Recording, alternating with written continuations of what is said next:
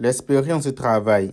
Si vous êtes admissible avec une expérience de travail, vous devez avoir 2 ans d'expérience au cours des 5 dernières années dans une profession qui, selon la définition du département de travail des États-Unis, nécessite au moins 2 ans de formation ou d'expérience désignée comme dans une zone d'emploi 4 ou 5, classée dans une cote spécifique préparation professionnelle SVP.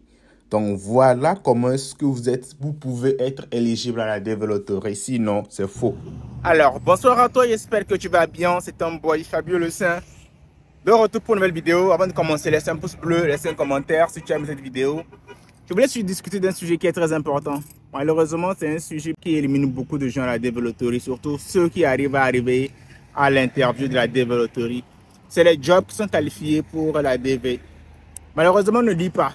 On ne fait pas de recherche et on prend à lettre d'or bien comme parole d'évangile des gens qui viennent dire ah non, t'en fais pas si tu joues à la développerie, si tu as un travail, que ce soit menuisier, mécanicien, en tout cas si tu as un travail que tu as fait 2 ans de formation et que tu as 5 ans d'expérience durant les quelques dernières années, si tu es éligible. Malheureusement, on prend ce truc pour réalité et puis beaucoup de gens qui vont à l'interview avec un statut de formation professionnelle finissent par ne pas obtenir leur visa. Malheureusement, c'est la réalité. Du coup, dans cette vidéo, je voudrais faire une vidéo tutoriel pour vous dire quels sont les jobs, comment vérifier et se rassurer que le job que vous êtes sur le point de faire est un job qui est qualifié et qui vous permet au fait de pouvoir prétendre à un visa pour les États-Unis. Malheureusement, les règles, c'est les règles. Vous avez beau avoir tout correctement, si vous n'êtes pas éligible pour le job, ou bien si le job avec lequel vous participez n'est pas dans la zone 4, et si ce job n'a pas un grade de 7 ou plus, malheureusement, c'est perdu d'avance. Donc, dans cette vidéo qui va suivre, c'est un tutoriel dans lequel je vais vous montrer comment voir quel genre de travail vous faites, si vous êtes qualifié ou pas. Et si tu as des questions, n'hésite surtout pas à me le faire savoir. Laisse un pouce bleu, laisse un commentaire. Fabio Le Saint, on est parti. Pour avoir le cœur net, je me suis rendu sur le travel.state.gov. Comme je vous l'ai dit, c'est un site sur lequel vous allez trouver toutes les informations qui ont trait à la développerie. Et clairement, ils disent clairement que work experience, ça c'est l'expérience professionnelle. Et pour faciliter les choses, je vais juste compléter cette partie, faire une traduction en français pour que ça soit accessible à tout le monde. Comme ça, tout le monde saura de quoi il s'agit et ils ne vont pas se dire que ah, je ne savais pas, tu vois, parce que ça, vous savez. Et il est important de lire, il est très important de lire. Et en début de vidéo, j'ai déjà fait la traduction. Voici, c'était la traduction en elle-même. Et comme je dis, il faut que le job avec lequel vous postulez soit un job qui est dans la zone 4 ou 5. Et que ce job ait une qualification de 7 ou 8, ou bien un grade de 7 ou 8. C'est la seule manière avec laquelle vous pouvez obtenir le visa. Si vous ne le faites pas, malheureusement, c'est perdu d'avance et vous n'aurez pas gain de cause. Donc, je ferai un tutoriel pour vous montrer étape par étape comment retrouver votre job et se rassurer qu'il est éligible à la développerie. On part là maintenant. On est maintenant sur le honetonline.org. Voilà le site du département du travail. On cherche Job Family. Une fois sur Job Family, tapez sur cette petite flèche et vous allez voir au fait les différents départements qui sont disponibles par rapport au job que vous pouvez rechercher.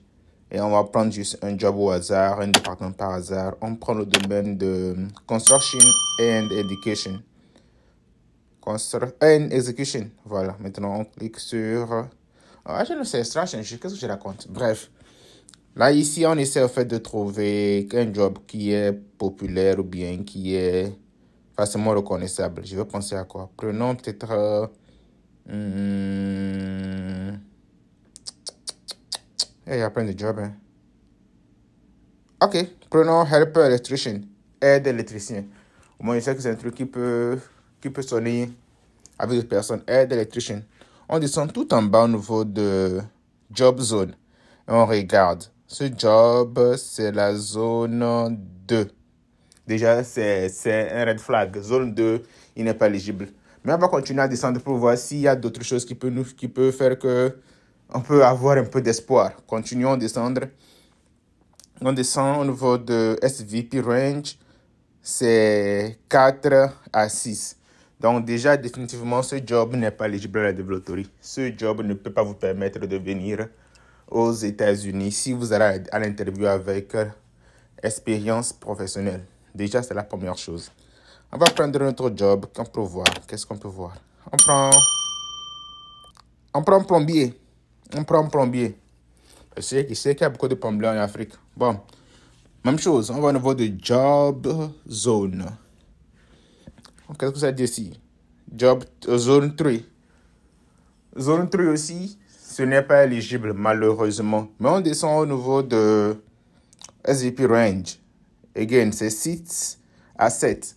Or, rappelez-vous, pour être éligible, il faut être dans la zone 7 à 8. Et il faut que le job zone soit 4 ou 5. Donc, ce job aussi n'est pas éligible. Bon, je pense qu'on a déjà pris 2 jobs qui ne sont pas éligibles. Essayons de prendre quelque chose qui est éligible pour voir si on peut se retrouver. On peut prendre quoi? Et si on changeait carrément de zone? Peut-être. On a carrément changé de domaine pour voir peut-être quelque chose d'éligible. Parce que dans ce domaine, je ne pense pas qu'on aura quelque chose d'intéressant. On retourne dans cette base et on va chercher quelque chose d'intéressant. On prend Educational Instruction. OK. Ça, c'est le domaine éducationnel. On va voir. On prend un job au hasard. Si on prend celui de...